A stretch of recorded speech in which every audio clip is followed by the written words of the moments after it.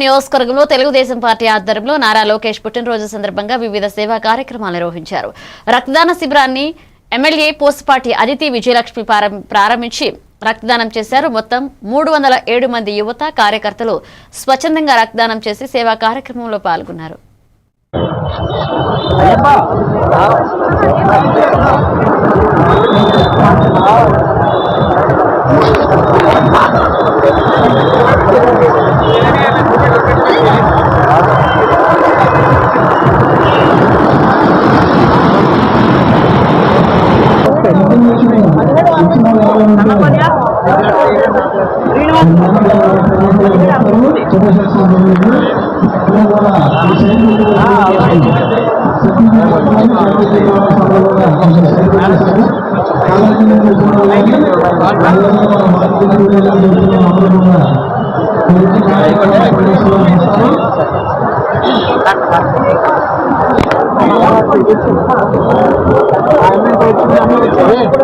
తీసుకోవాలనుకుంటే